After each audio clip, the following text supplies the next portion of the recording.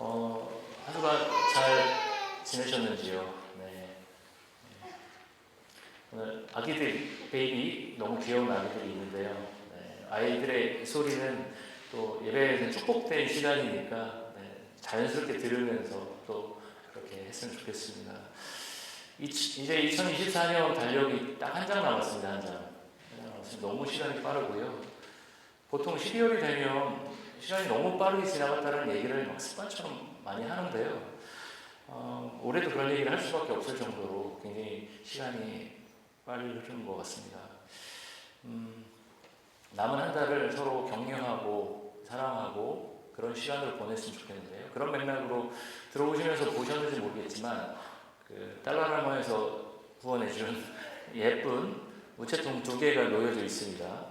그래서 우편함이 있습니다. 거기에 작은 카드 준비했거든요. 주빌리 마크도 써져 있고 거기에 사랑과 격려의 메시지를 서로에게 좀 전해주시는 시간들을 가졌으면 좋겠습니다. 그래서 12월 22일까지 써주시면 그걸 다 모았다가 22일에 수신자에게 배달하도록 하겠습니다. 네. 오늘 본문을 이제 들어가도록 하겠습니다. 지난주 디모데 후서에 이어서 오늘 우리의 묵상 본문은 어느덧 호세아로 넘어왔는데요. 호세아라는 성경에 대해서 간단히 살펴보도록 하겠습니다. 호세아는 성경에 있는 12개의 소예언서, 대예언서와 소예언서는 어떻게 분류하죠? 대예언서는 분량이 긴, 이사야, 예레미야, 요런 에스겔, 요런 것들이 대예언서고요. 작은 예언서 있죠. 짧은 예언서. 그 첫 시작을 호세아로 합니다. 호세아의 시대적 배경은 BC 8세기 경입니다. 8세기 경에 북이스라엘, 이 당시는 남유다와 북이스라엘이 갈라진 상태죠. 북이스라엘을 대상으로 사역하던 선지자였습니다. 그 시기는 아수르의 세력이 커지면서 북이스라엘의 위협적인 존재로 등장하던 시기였고요. 당시 북이스라엘의 왕은 여로보암 2세. 그래서 호세아는 여로보암 2세의 끝 무렵에 사역을 하던 선지자였습니다. 이 당시는 북이스라엘이 다윗과 솔로몬의 시대에 견줄 정도로 지금으로 따지면 GDP가 굉장히 높은, 굉장히 GDP, 지금 캐나다 GDP가 어느 정도 되신 혹시 아시나요? 5만 불 정도 되거든요. 한국이 한 3만 4천 불. 여전히 굉장히 부유한 나라예요, 캐나다는. 근데 그 GDP가 좀 떨어지고 있다고 그러죠. 이민자들을 너무 받으면서 1인당 GDP가 떨어진다고 하죠. 그것 때문에 캐나다 경제가 어렵다고 하지만 못지않게 당시로 비유하면 이 당시의 북이스라엘은 캐나다 못지않은 당시 세계에서 방구 좀 끼던 잘 살던, 왜냐하면 북이스라엘이 남유다보다 경제적으로 훨씬 유리해요. 땅도 크고요, 인구도 많고요, 무역로로도 훨씬 그 위쪽과 연결이 잘, 유럽과도 소아시아와도 연결이 잘 돼 있죠. 북쪽에 있으니까요. 그런데 문제는 당시의 어떤 그 경제적 풍요로움이 일부 귀족과 토지 소유주들에게 집중되고요. 가난한 사람들은 빚에 시달리다가 노예로 전락하는 일들이 상당히 많이 있었습니다. 굉장히 부유하지만 빈부격차가 극심해지고 빚을 갚지 못해서 노예로 전락하는 사람들이 많아지던 안타까운 시대였습니다. 호세아서는 전체가 14장으로 구성이 되어 있는데요. 14장 그러면 굉장히 내용이 많을 것 같지만 한 장이 10절, 12절, 오늘도 1절부터 11절까지 봤잖아요. 6장 전체예요. 그렇게 내용은 길지 않습니다. 크게 호세아서는 내용이 2개로 나눠서 볼 수 있습니다. 1장부터 3장까지는 호세아가 누구랑 결혼을 하죠? 고멜이라는 여성과 결혼을 하죠. 그 결혼에 대한 비유, 은유가 1장부터 3장까지 내용이고요. 4장부터 14장까지는 다른 얘기들을 하고 있습니다. 심판과 희망의 메시지가 독특하게 교차가 되는 구조를 보이고 있는데요. 하나님은 범죄한 이스라엘 백성들을 향해서 심판하실 거라고 준엄하게 경고하시죠. 그런데 그 하나님의 심판은 이 이스라엘 백성들을 멸망시키려고 하는 것이 아니라 그 하나님의 심판은 사랑에서 비롯된 것이죠. 이스라엘은 심판을 통해서만 거듭날 수 있겠다라고 판단하고 심판이라는 카드를 하나님은 꺼내고 계신 것입니다. 여러분 여기 부모님들 많이 계시죠? 할머니, 할아버지가 되신 장로님, 권사님도 계시지만 부모님 많이 계시죠? 다들 많이 아이를 키우시잖아요. 아이가 대부분의 아이들은 야채를 먹지 않습니다. 그래 먹지 마 이렇게 하나요? 어떻게든 먹이려고 애를 쓰죠. 내어버려두지 않습니다. 어떻게든 이 아이에게 좋은 것들로 먹이고 입히려고 애를 쓰고 있는 것입니다. 하나님도 마찬가지죠. 망가져가는 이스라엘을 그냥 두고 보지는 않습니다. 아까 1장에서부터 3장까지 내용을 제가 스킵을 했는데요. 이 내용은 여러분들이 워낙 잘 설교 때도 많이 언급되는 내용이죠. 호세아와 고멜은 호세아와 결혼을 하죠. 어떻게 됩니까? 호세아와 고멜이 결혼을 했지만 아이를 셋이나 낳지만 고멜이 집을 나가서 다른 남자와 살죠. 성적으로 음란한 삶을 살아갑니다. 그런데 이 호세아가 데려오죠.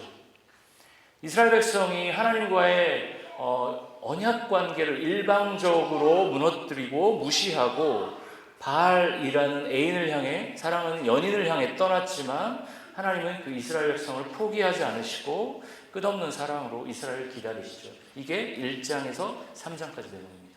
4장부터 14장까지는 심판과 희망을 계속, 오늘 본문도 사실 그렇죠. 돌아오라 너에게 희망이 있다라는 거죠. 아직 희망이 있다라는 거예요. 돌아오라 여호와를 알기 힘쓰라고 얘기하고 있죠. 그렇지만 오늘 본문에서도 심판에 대한 메시지를 함께 하고 있습니다. 저는 그래서 솔직히 이 호세아를 보면서 호세아가 약간 환자 아닌가? 그런 생각을 한 적이 있어요. 제가 너무 시니컬하게 봤을 수도 있지만 어느 때는 막 희망찬 메시지를 하다가 니네는 망할 거야. 어느 때는 희망찬 메시지를 하다가 너네는 망할 거야. 이걸 계속 반복합니다. 유진 피터슨이라는 굉장히 유명한 영성신학자가 계시죠. 그분이 이 호세아서의 주제를 이렇게 정리했습니다. PPT 한번 보여주시면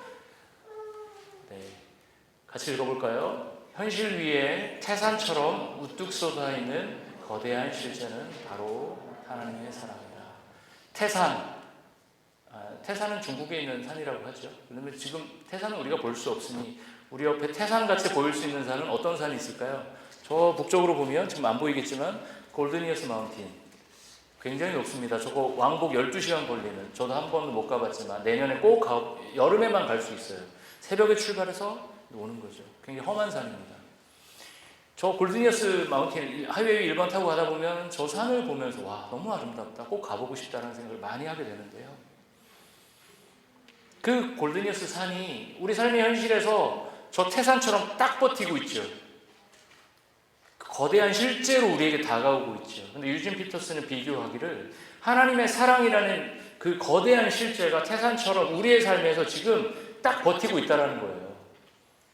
그게 없으면 우리의 삶이 지금 운영되지 않는다는 거예요. 너무나 강력하게 우리의 삶 가운데 지금 찾아와 있다고 얘기하고 있는 거죠. 우리가 잘 살아서 우리가 지금 생존하고 있는 게 아니라 하나님의 오래 참으심과 끊임없는 용서가 우리의 일상을 가능하게 하다라는 거죠. 호세아서는 그 얘기를 지금 우리에게 계속하고 있는 것입니다. 계속되는 용서를 통해서 기다리고 계시고 돌아오라 심판이 임박했다 돌아오라라고 오늘 본문에서도 얘기하고 있습니다. 오늘 본문의 이야기로 한 걸음만 더 들어가 보도록 하겠습니다. 오늘 본문 6장은 주님께 돌아가자는 호세아 선지자의 호소로 시작이 되는데요. 마무리는 이스라엘을 위한 심판의 날도 정해놓았다는 선언으로 끝납니다. 심판은 이제 거스를 수 없는 흐름이 된 것 같습니다. 오늘 본문으로 보면 사실 이런 패턴이 아까 말씀드린 것처럼 호세아 4장부터 14장까지 자주 나오는데요. 회개할 수 있는 기회를 줄 테니 제발 여호와의 하나님께 돌아오라는 이 선지자의 호소가 반복됩니다. 그리고 이어서 너희들의 모습을 보니 다 틀려먹었다. 바알을 숭배하고 사회적 약자들을 업신여기는 너희들은 내가 심판할 거라는 메시지가 반복이 됩니다. 오늘 호세아 선지자는 5절인가요? 말씀에서 이스라엘 백성이 아담처럼 언약을 어겼다고 말하고 있습니다. 최초 인류 아담에게 모든 자유가 허락되었죠. 단 하나 선악과를 손대지 말라는 명령 외에는 모든 것이 허락되었습니다. 제가 대학생들 사역하면서도 계속 받았던 선악과 이런 얘기 하다 보면 그건 사과인가요? 이런 질문도 나오고 또 한 번은 하나님은 이거 항상 나오는 질문이 왜 하나님은 선악과를 만들어서 아이고 엄마를 우리가 저렇게 간절히 하나님을 찾아야 되는데 참 그렇지 못합니다 우리가. 그렇죠. 그 질문 나오죠. 왜 하나님은 선악과를 만드서 이렇게, 저도 근데 예전에 중고등부 때 선생님한테 이 질문 했거든요. 왜 선악과를 만들어서 우리 이렇게 피곤하게 하십니까? 제가 이거를 저희 아들과 저의 관계를 묵상하면서 생각해 보았는데요. 이 비유적으로 설명을 해보면, 저는 아들을 정말 딸을 요즘은 조금 더 사랑하는 것 같지만, 아들과 딸을 차별 없이 사랑합니다. 선포하겠습니다 제가. 근데 오늘도 아들한테 화내고 와서 미안하다 이렇게. 그냥 밥통도 날르고 바쁜데 옷 입고 막 머리 빗고 있어.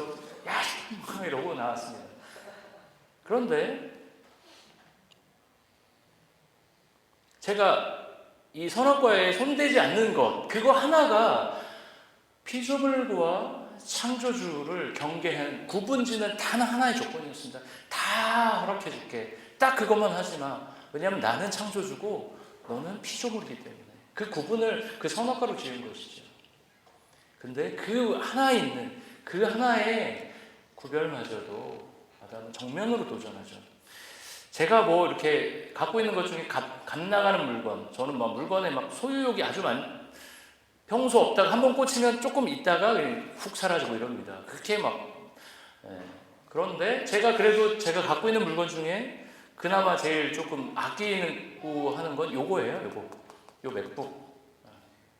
한 3년 썼는데요. 아직 쓸만합니다.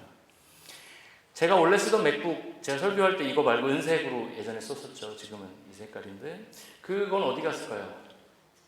아들한테 넘겨주었죠. 아들한테 넘겨주고. 지금도 잘 돌아갑니다. 그 맥북은 10년 됐는데요. 잘 돌아갑니다. 너한테 써라 하고 아들에게 주죠.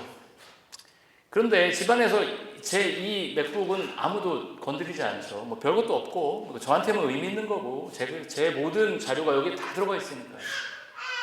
그런데 만약에 아들에게 제가 충분히 쓸만한 맥북, 충분히 잘 돌아가는 맥북을 줬거든요. 근데 좀 마음에 안 드는데, 그러면서 제가 집에 없으면 이것을 가져다가 게임 깔고 어플 깔고 여기다가 막 맘대로 후질른다고 생각을 해요. 딱 그런 거였죠. 제가 아담과 하나님의 관계는 뭐였을까요? 다 아들에게, 요즘에 제 아들이 제 옷을 다 입습니다. 조금 커요. 근데 제가 제 아들에게 입지 말라는 옷은 하나도 없습니다. 모든 걸 네가 다 입어라. 그래서 제가 옷에 무슨 집착이 있겠습니까? 하나님 마찬가지였죠. 아담에게 다 허락해 주셨어요. 그런데 그 하나, 창조주와 피조물을 구별하는 그 한 가지 조건마저 아담은 그 언약을 깨뜨려 버렸습니다. 그 아담은 단 한 가지 행동을 통해 하나님을 창조주로 인정해야 되는데 그것마저 위반합니다. 그 사건 이후로 잘 아시는 것처럼 죄와 결핍과 고통이 이 세상 속으로 침투해 들어왔어요. 그리고 오늘 8절 보여주시면 길르앗이라는 지역 이름이 나오는데요. 길르앗은 사람 이름이기도 하고요, 지명이기도 합니다. 오늘 여기서 8절은 지명입니다. 지역 이름입니다. 길르앗은 구약 성경에서 참 여러 번 등장하는 곳인데요. 오늘 본문에서 이 길르앗은 아담이 언약을 깨지면서, 하나님과의 언약을 깨뜨리면서 시작된 폭력과 야만과 고통과 어떤 착취가 시작된, 그래서 그곳이 가장 극명하게 드러나는 곳이 바로 길르앗이라는 상징적인 곳입니다. 우리 그 구약 성경 여행에서 저희가 창세기도 열심히 통독했는데요. 여기 구약 성경 여행팀 계시겠지만 길르앗 하면 딱 떠오르는, 성경 좀 읽으셨다고 할 만한데요. 외삼촌 라반의 집에서 누구죠?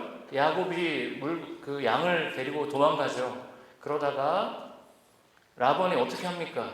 이 야곱을 때려 죽이려고 했는지까지 모르겠지만 혼내주려고 쫓아가죠. 그런데 하나님께서 꿈에 보여주시죠.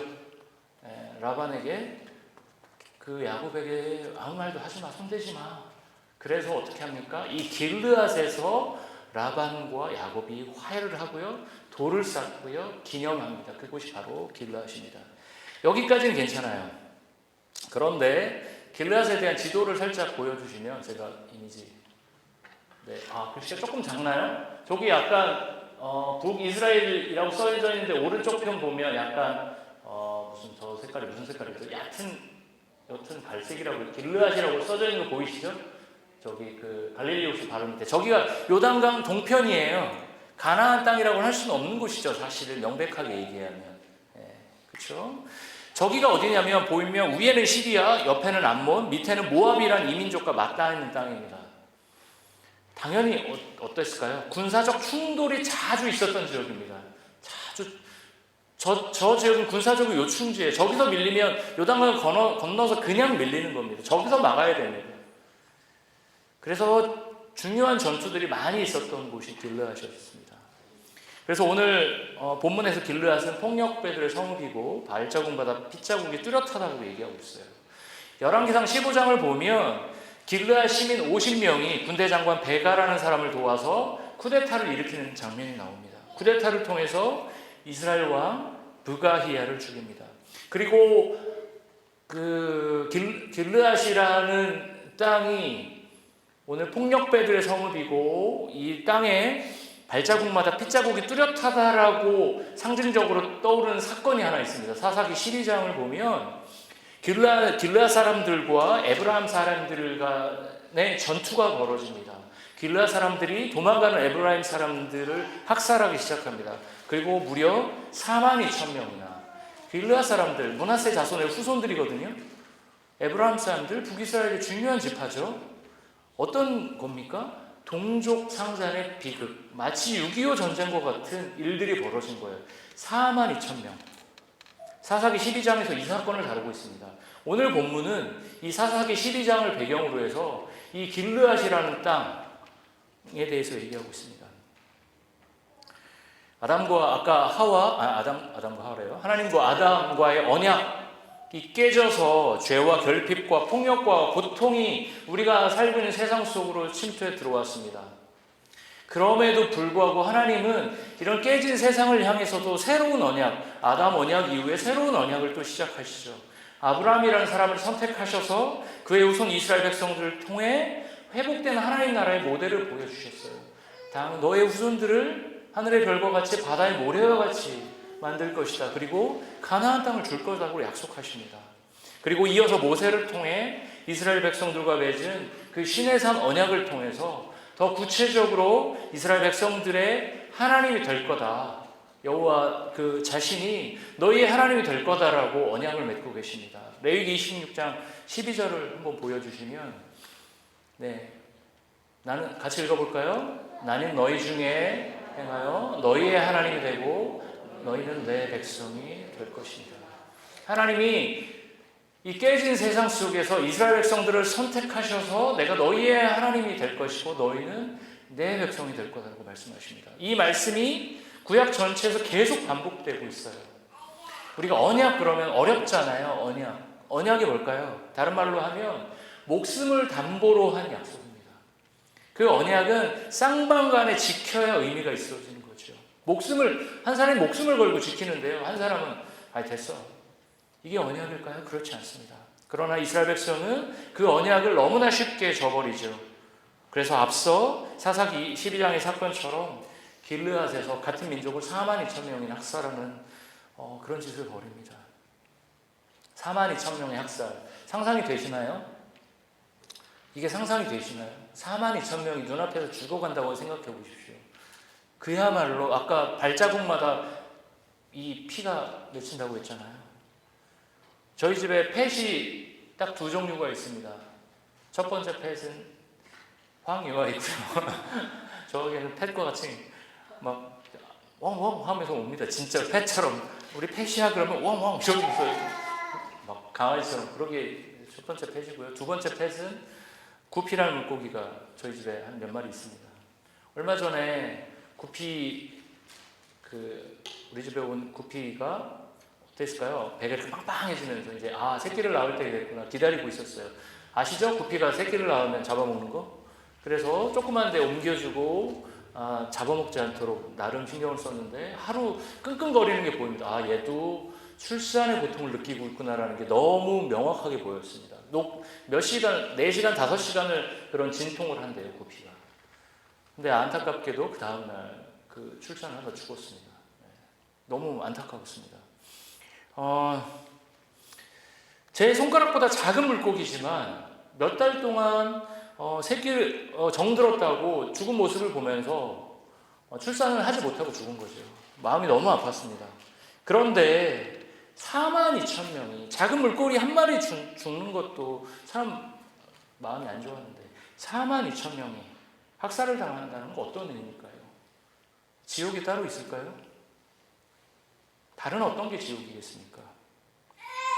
그런데 꼭 대규모의 학살이 일어나서 우리의 현실이 사사기의 길르앗 시대일까요? 그렇진 않은 것 같습니다. 정도는 다르겠지만 인간이 서로를 사랑하고 존중하는 존재로 여기는 게 아니라 인간이 다른 사람을 노동력의 도구로만 활용하고 버리는 현실이 우리 시대의 바로 사사기 길르앗 시대의 모습일 것입니다. 아프리카에는 2024년 현재 9천만 명의 12세 이하 아동이 학교에 가지 못하고 공장과 농장에서 일을 하고 있다고 합니다. 제가 지난주 그 박종욱 쌤이 가장 행복했던 순간을 적어보세요 했을 때 제가 그걸 적었거든요. 유아를 픽업하러 가서 유아의 손을 잡고 제가 나가면 유아가 팍 뛰어옵니다. 아빠를 향해서 환한 미소를 지으며 걔 손을 잡고 한 5분에 10분 정도 집에 걸어오는 시간이 저한테 가장 행복한 일상인데 그 당연한 권리마저 누리지 못하는 아이들이 아프리카에 9천만 명이랍니다. 그 안타깝게도 최근 4년 동안 그 숫자가 2천만 명이 더 늘어났답니다. 학교에서 기초교육을 받아야 될 아이들이 4살, 5살부터 일을 시작합니다. 수많은 아이들이 중금속에 오염되고 산업재해로 다치거나 죽습니다. 저는 그런 의미에서 우리 교회 서요셉 선교사님이 하시는 그 사역이 참 의미 있다고 생각합니다. 로힝야 난민들 7년 동안 아무 교육도 받지 못하고 자라가는 아이들을 위해서 교육센터를 만들고 복음을 전하는 그 일들이 너무나 의미 있다고 생각합니다. 그 아프리카의 4살, 5살짜리 아이들이 인간으로서 존중받으려면 교육을 받아야죠. 가장 기본적인 교육을 받으며 성숙하고 성장해 가야죠. 사람이 사람을 인격적으로 대하는 게 아니라 어떤 목적을 위한 도구로 대하는 것, 아담의 언약이 깨지면서 시작된 우리 시대의 비극이 여전히 우리 삶에도 많이 있습니다. 얼마 전에 그런 일, 아주 큰 뉴스에도 좀 나왔었는데요. 한국 프로농구팀의 한 감독이 전반전이 끝나고 후반 시작하기 전에 이제 합타임에 라커룸에 들어갔어요. 라커룸에 들어가서 한 선수를 향해 그 보드마카 지우개 아시죠? 플라스틱으로 된 거. 그 지우개를 그 선수한테 집어던지고 젖은 수건 그거를 그 선수에게 집어던졌습니다. 그 선수는 근데 꽤 고참 선수였던 것 같습니다. 90년생, 34살이죠. 만 34살. 후배들 앞에서 그런 대우를 받았으니 나이가 어리지도 않은데 얼마나 비참했을까요? 어떻게 했을까요? 한국 농구는 구타가 아주 심하기로 유명한 한국 스포츠가 많이 그렇지만 농구는 특히 심하다고 하는데요. 어린 시절부터 그 선수도 많이 맞으면서 운동을 했었을 겁니다. 승리를 위해서. 근데 그 선수가 변호사를 선임하고 공식적인 대응을, 사실 젖은 수건으로 맞았다고 해서 뼈가 부러지거나 그러지는 않죠. 그렇지만 내가 이걸 끊겠다, 이런 프로 선수들마저 이런 대우를 받는 건 아니다라고 해서 변호사를 선임하고 공식적인 대응이 나섰습니다. 그 감독은 결국 어떻게 됐을까요? 사퇴를 했습니다.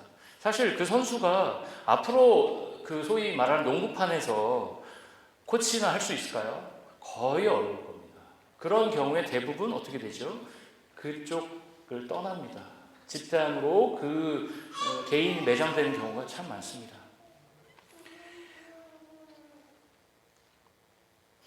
팀의 승리라는 목적을 위해 한 사람의 성인에게, 아이들에게도 그렇게 하면 안 되죠. 한 사람의 성인에게 아무렇지 않게 폭력을 행사하고 그 다음날에 병원에 간 그 선수에게 또 전화해서 폭언을 하고, 인간과 인간이 사랑과 존중을 주고받고 서로를 섬겨주는 게 아니라 이 한 선수를 승리를 위한 도구로만 여기고 짓밟는 우리 시대에 어떻게 보면 사사시대의 길르앗과 같은 모습들이 여전히 우리 시대에도 재현되고 있습니다. 하나님과의 언약이 깨진 인간의 폭력성과 야만성이 여전히 우리를 지배하고 있는 것이죠. 하나님과의 언약이 깨져서 이 세상에 고통당하는 얘기들은 오늘 하루 종일 이야기를 해도 모자랄 만큼 넘쳐납니다. 사사기 길르앗시 시대, 아까 제가 표현했지만 4만 2천 명의 학살이 있었던 시대지만 그 시대는 어떤 시대죠? 사사시대에 왕이 없었습니다. 각 지파 12지파에 하나님께서 대표를 세우셨죠. 그 대표들이 하나의 연맹체로 서로 협력하면서 하나님 나라를 만들어가기를 원하셨습니다. 그러나 사사기에는 반복되는 문구가 있습니다. 뭐죠? 그들에게 왕이 없으므로 자기 소견대로 하더라 였습니다. 왜 그들에게 왕이 없었죠? 가나안 땅에 들어간 이스라엘 백성들의 왕은 누구였을까요? 여호와 하나님이셨습니다. 그러나 그들은 블레셋과의 전투에서 패하면서 블레셋은 유능한 전투 지도자 왕이 있었기 때문에 우리가 진 거다라고 잘못 판단을 하죠. 그리고 왕을 달라고 합니다. 눈에 보이지 않는 하나님보다는 눈에 보이는 군사 지도자들을 찾았던 것이죠. 그 지도자들이 자신들을 구원해 줄 거라고 믿었던 것입니다. 사사기 길르앗의 시대는 그런 시대였습니다. 그래서 하나님이 원하는 연맹 공동체의 모습을 저버리고 동족들끼리 피를 흘리는 비극을 만들던 시대였습니다. 그렇다면 이렇게 서로가 서로를 못살게 굴고 서로에게 칼을 겨누고 폭력과 폭언을 일삼는 시대에 우리가 취해야 될 태도가 무엇일까요? 오늘 본문에서 그 답을 전해주고 있습니다. 오늘 호세아 선지자는 하나님 대신에 바알을 섬기던 이스라엘 백성들에게 주님께 돌아가라고 말하고 있습니다. 1절 말씀 같이 보도록 하겠습니다. 1절 보여주시죠. 네, 함께 읽겠습니다. 이제 주님께로 돌아가자. 주님께서 우리를 찢으셨으나 다시 싸매어 주시고 우리에게 상처를 내셨으나 다시 아물게 하신다. 오늘 본문 1절부터 3절까지는 호세아 선지자가 자기 백성을 향해 주님께로 돌아가자고 권고하는 내용이었습니다. 호세아는 하나님께 돌아간다라는 표현을 호세아서 여러 군데에서 반복해서 하고 있습니다. 하나님께 돌아간다라는 것은 지금까지 가던 방향을 바꿔서 재설정하는 것이죠.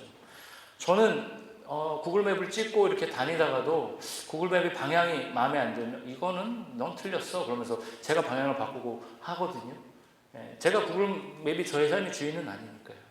호세아는 왜 돌아가야 되는지 이유에 대해서 말을 하고 있는데요. 2절 말씀을 돌아가자고 1절에서 얘기하고요. 2절에서 이제 얘기를 하고 있습니다. 2절 보면 같이 읽겠습니다. 이틀 뒤에 우리를 다시 살려주시고 사흘 만에 우리를 다시 일으켜 세우실 것이니 우리가 주님 앞에 설 것이다. 1절에서 그가 찢으셨지만 고치셨고 그가 치셨으나 내주신다고 선지자는 말합니다. 더불어 주님께서 이틀 후에 우리를 살리시고 셋째 날에 우리를 일으키셔서 우리가 주님 앞에 설 거라고 얘기하고 있습니다. 3일 만에 어떻게 되는 거죠? 부활한다라고 얘기하고 있습니다.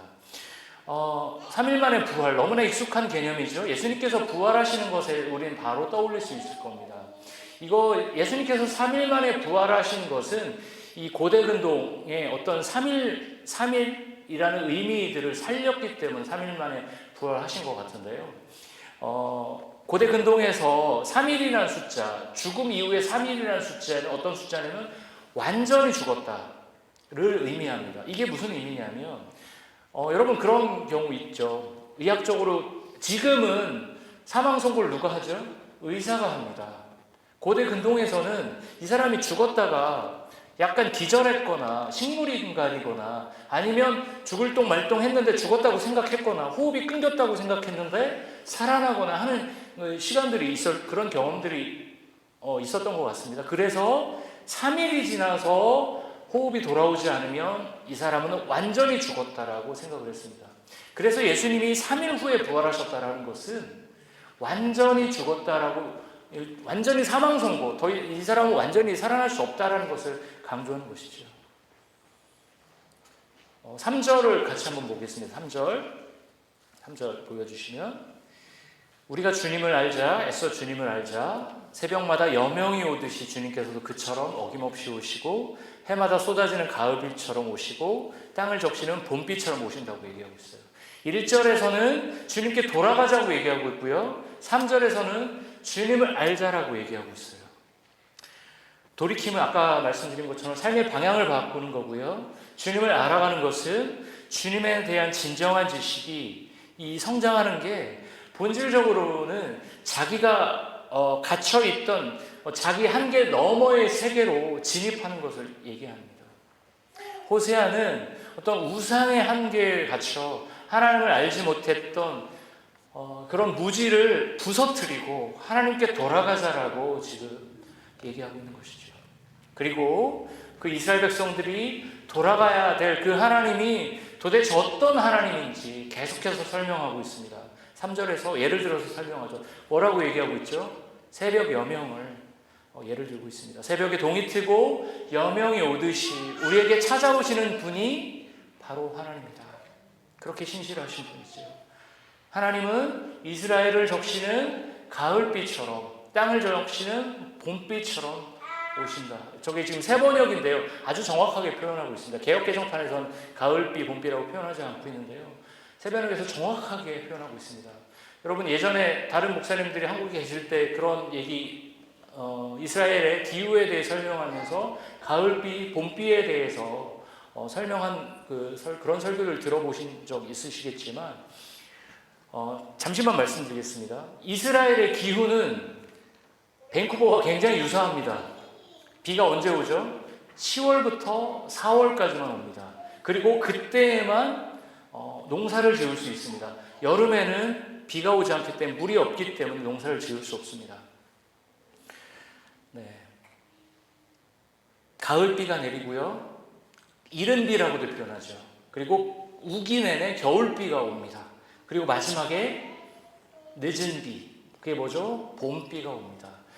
강수량으로 보면 겨울비, 그러니까 11월부터 3월까지 오는 겨울비가 강수량으로는 훨씬 많은 비중을 차지합니다. 그때 쑥쑥 자라죠. 근데 농사의 포인트는 어디 있냐면, 가을에 오는 이른 비와 봄에 오는 늦은 비, 그 두 개가 적절한 타이밍에 적절한 양이 오느냐에 따라서 그 해의 농사가 결정됐다고 합니다.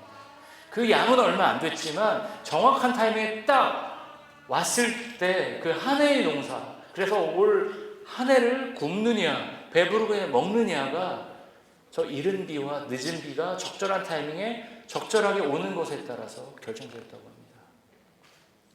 물이 절대적으로 부족한 이스라엘에서 비는 인간 삶과 직결된 필수적 요소죠. 비가 내리지 않으면 목이 타고요, 삶은 가뭄으로 인해서 비참하게 변해버립니다.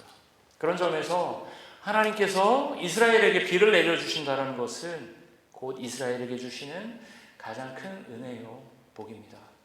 그렇게 새벽의 여명처럼, 새벽의 여명을 막을 수 있는 게 있나요? 그래도 내일의 해는 뜬다, 이렇게 얘기하죠. 그렇게 하나님께서 새벽의 여명처럼 우리 곁을 찾아오십니다. 그리고 그렇게 기다리던 이른 비, 늦은 비처럼 우리 삶에 찾아오십니다. 그분이 바로 하나님입니다. 그런데 그런 하나님이 지금 오늘 본문에서 어떻게 하고 계시죠? 이스라엘 백성을 향해 어쩔 줄 몰라 하십니다. 4절 같이 보겠습니다. 네, 이 본문을 보면 감정이입이 되더라고요. 에브라임아, 내가 너를 어떻게 하면 좋겠냐. 에브라임 누구죠? 에브라임 지파만 얘기하는 게 아니라 호세아에서는 북이스라엘 얘기하는 거죠. 이스라엘아, 유다야, 내가 너를 어떻게 하면 좋겠냐. 내가 너에게 새벽비처럼, 이른 비처럼, 늦은 비처럼 찾아가고 너를 보호하고 있는데 너의 언약을 그렇게 신실하고 지키는데 너는 너가 나를 사랑하는 마음은 아침 안개와 같고 덧없이 사라지는 이슬과 같다라고 어쩔 줄 몰라 하십니다. 그리고 6절에서 그분의 본심을 말씀하고 계십니다. 6절 보여주시죠. 네, 같이 읽겠습니다. 내가 바라는 것은 변함없는 사랑이지 제사가 아니다. 불살라 바치는 제사보다는 너희가 나 하나님을 알기를 더 바란다. 네, 우리에게는 개역개정이 더 익숙하죠. 개역개정으로 한번 읽어보겠습니다. 같이 읽겠습니다. 나는 인애를 원하고 제사를 원하지 아니하며 번제보다 하나님을 아는 것을 원한다. 네, 여기서 인애로 번역된 단어, 그 유명한 헤세드라는 단어입니다. 새 번역에서는 변함없는 사랑으로 번역했습니다. 적절한 번역이라고 생각합니다. 하나님은 우리에게 종교적 형식보다 하나님에 대한 변함없는 사랑을 지금도 원하고 계십니다. 그렇다면 이제 설교를 슬슬 결론으로 가고 있는데요. 하나님에 대한 변함없는 사랑, 하나님을 아는 것, 그것이 도대체 무엇일까요? 이 말로는 명확해 보이지만 한 번만 더 들어가면 굉장히 모호한 말입니다. 이게 하나님을 변함없이 사랑하는 것, 하나님을 아는 것. 이 답을 찾기 위해서는 우리가 호세아서뿐만 아니라 아모스서, 동시대에 쓰여진 호세아와 아모스서를 같이 읽어야 됩니다. 두 선지서를 통해서 하나님께서 경계하시는 삶의 태도가 딱 두 개 있습니다. 호세아와 아모스를 통해서. 무엇일까요? 첫 번째는 하나님의 자리 바로 옆자리에 하나님과 같이 믿는 다른 것들을 놓는 것입니다. 호세아 아모스 시대의 백성들은 어떻게 했죠? 최선을 다해서 제사를 드렸습니다. 3일마다 한 번씩 11조를 드렸습니다. 돈이 굉장히 많았나 봅니다. 굉장히 종교적 열심이 특심했던 시대였습니다. 동시에 바알을 열심히 섬겼죠. 우상숭배였습니다. 하나님이 가증하게 여기셨던 것은 바로 그것이었죠. 그게 첫 번째 하나님께서 경계하시는 삶이었습니다. 그리고 하나님께서 호세아와 아모스를 통해서 경계하시는 두 번째 삶은 고아와 과부, 나그네로 대표되는 사회적 약자들을 무시하고 자신들의 풍요로움 속에 취해서 살아가는 삶입니다. 특히 아모스서는 어떤 사회적 약자들을 홀대하는 것이 얼마나 치명적인 죄악인지를 계속해서 경고하고 있습니다. 네, 결론까지 왔습니다. 하나님을 알고 하나님을 변함없이 사랑하는 것, 헤세드로 사랑하는 것, 무엇이죠? 하나님께서는 사사기 길르앗의 시대를 살아가는 우리들에게 시대를 거스르면서 하나님의 인애, 헤세드, 변함없는 사랑으로 살아가라고 오늘 본문으로 말씀하고 계신데요. 그 요구에 우리가 답을 할 수 있는 유일한 이유는 오늘 본문의 1절과 2절의 말씀처럼 하나님께서 우리의 찢겨진 상처를 싸매어 주시고 아물게 하시고 우리를 3일 만에 살리는 분이기 때문입니다.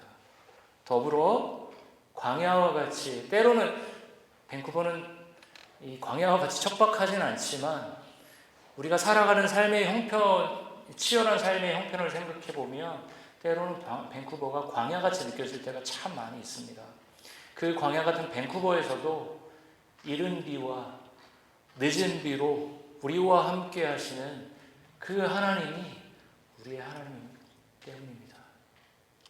그 하나님과 변함없는 사랑, 인애, 헤세드의 삶을 사는 여러분 되시기를 축원합니다. 폭력, 이 밴쿠버 땅에서는 이제 당연하지는 않습니다. 밴쿠버는 참 좋은 땅이죠. 그렇지만 세계 곳곳에서 여전히 폭력과 차별과 착취와 이 모든 것들이 당연해진 세상이 되었습니다. 그 세상에서 하나님만을 유일한 절대자로 믿으며 이 시대의 고아와 과부들의 손을 잡으며 헤세드의 삶을 사시는 주빌교회 성도 여러분 되시기를 축원합니다. 말은 쉽습니다. 이거 참 저도 설교는 쉬워요. 이렇게 말하긴 쉽지만 그 길이 결코 어렵다는 걸 잘 알고 있습니다. 그 길이 결코 쉽지 않지만 그 길이 생명의 길이고요. 우리를 3일 후에 살리시는 그 생명의 길이 소망의 길이고요. 대림절을 맞이해서 그래서 우리는 소망이라는 이름의 초를 켜고 인애와 헤세드, 그 변함없는 사랑의 길을 오늘도 우리는 걸어갑니다. 그분이 걸어가신 헤세드와 소망의 길을 함께 걸어가며 이 길르앗의 시대에 하나님께 주신 그 아름다운 헤세드로 서로를 사랑하고 하나님을 사랑하며 살아가는 여러분 되시기를 축원합니다. 말씀을 마치도록 하겠습니다.